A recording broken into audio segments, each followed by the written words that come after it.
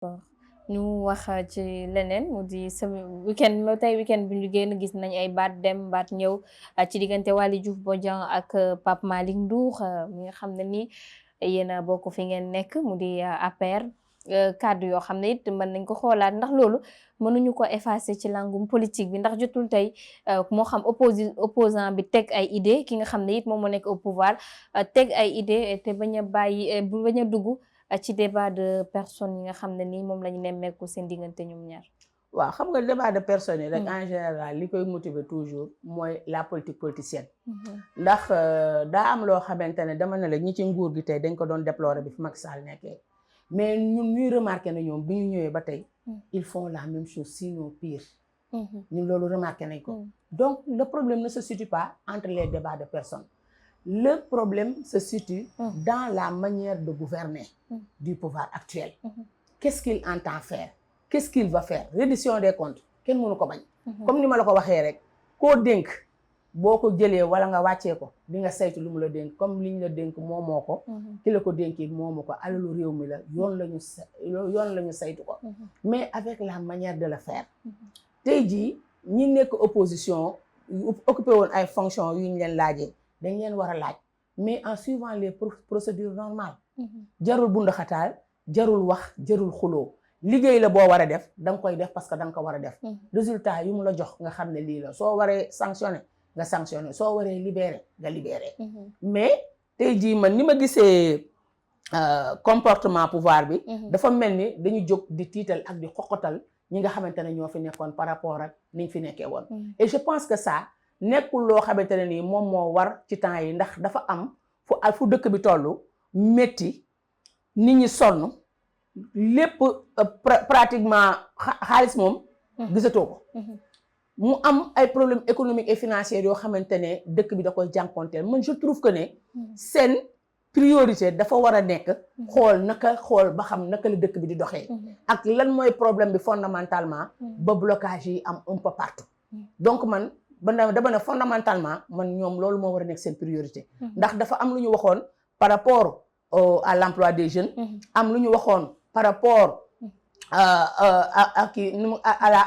à la cohésion nationale am lu ñu waxoon par rapport à la justice donc yooyu yëpp dafa doon ay projets ak programmes yoo xamante ne ñoom dañ ko doon décrier du temps de Macky Sall mais man j'ai vu que ne ñoom bu ñu ñëwee dañu nekk di def la même chose sinon pire tey jii boo xoolee waaw parce que xam nga lu tax ma la koy wax xam nga du temps de ñun bi ñu nekkee député dañ doon wax naan que le président Macky Sall avait une majorité mécanique ça buñ ko waxaan ma ne leen day am majorité mécanique parce que peuple bi ñoo ko jox dañ ko fal président mu laajte législative ñoom ñoo ko jox majorité moom ñu taxaw ne benn pouvoir waratuñ ko jox majorité à l'Assemblée xam nga loolu yëpp fekk na leen fi pourtant ñoom cette majorité là ils l'ont revendiqué ba ñuy campagne législative ils ont revendiqué cette majorité bi ñu doon décrier ils l'ont revendiqué ñu ñëw Assemblée nationale mais tu as vu les gens de l'opposition bu ñuy wax dañ leen di yuuxoo d'accord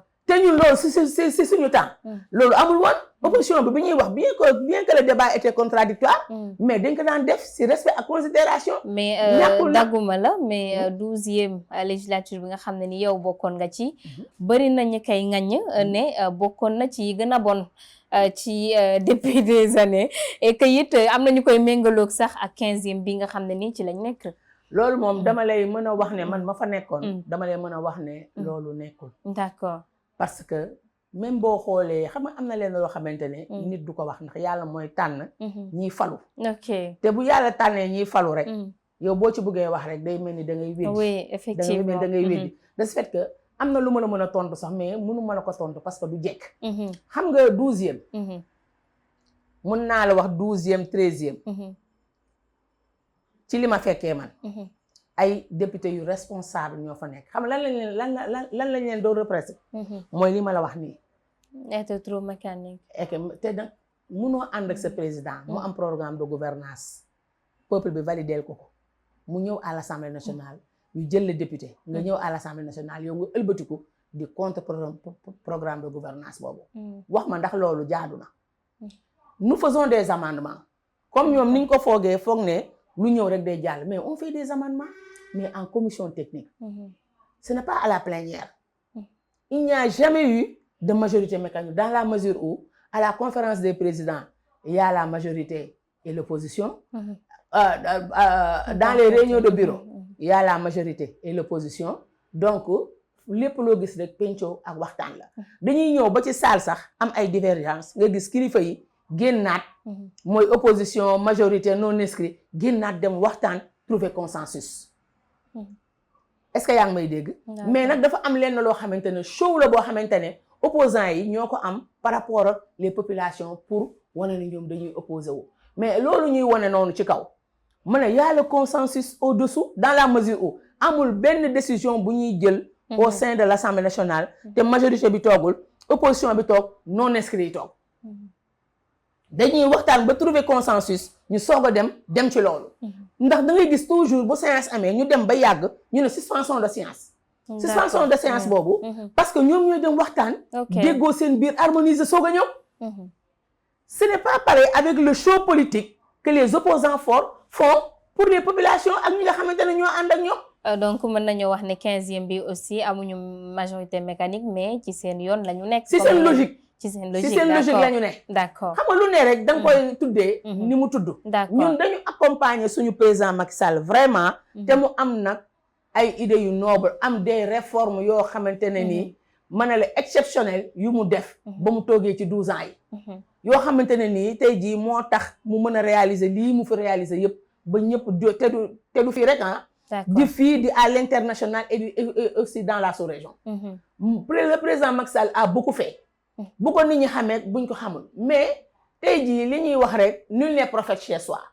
mais boo génnoon ci biti tu verras un leader qui est aimé et respecté. dans la mesure où tey jii boo xoolee dans la sous-région bëri na dëkk yu jël siège am après bi mu toogee ak li mu jot a toog di kii liggéey nii man UEMOA laa nekkoon. su ma la ko waxee xam naa ci dara. waaw dégg nga donc loolu.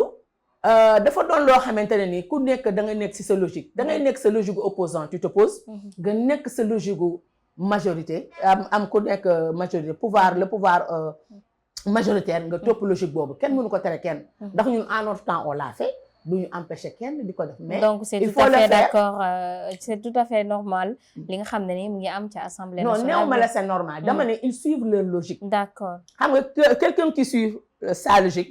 mën na ko def dans la normalité ou pas. d'accord waaw voilà c'est ça. c'est ça. oui je comprends.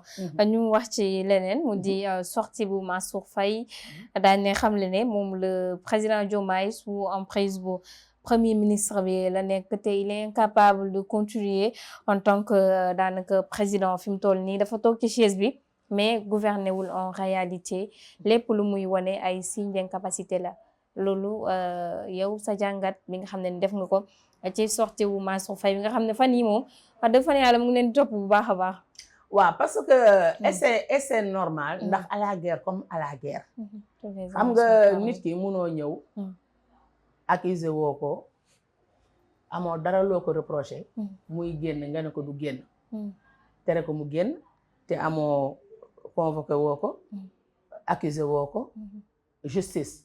woowu ko mu ñëw di génn nga ne ko doo génn xam nga loolu rek abus la dans la mesure où li may wax rek su fekkonte ne dafa def dara nañ ko signifier lu mu def ba pare nag tere ko justice tere ko ne ko durant temps diir sàngam amoo droit génn sur le territoire national ça je l'aurais compris mais nii rek en but blanc rek nit di voyager nga ñëw tere ko ak yeneen donc moom su génnee def sorteem loolu appréciation la moom jugé na xëj na ne li mu gis lii la kii il est taxé d'incapacité mënut a gérer mënut a def nangam mu ne bon kii mënul gérer dafa war a bàyyi ñu dem à des élections anticipées loolu appréciation la te dama lay wax ne à la guerre comme à la guerre waaw léegi nag c'est le peuple qui apprécie tey élection anticipée mën nañ ci dem duñ wala sax mu day démissionner jox El Malick Ndiaye xam nga loolu moom du ma ci prononcé wu dans la mesure où wax la ci ñaar ñu am ay bis bi génn wax li mu sentir loolu xam nga nekkul lu may mën a prononcé wu waaw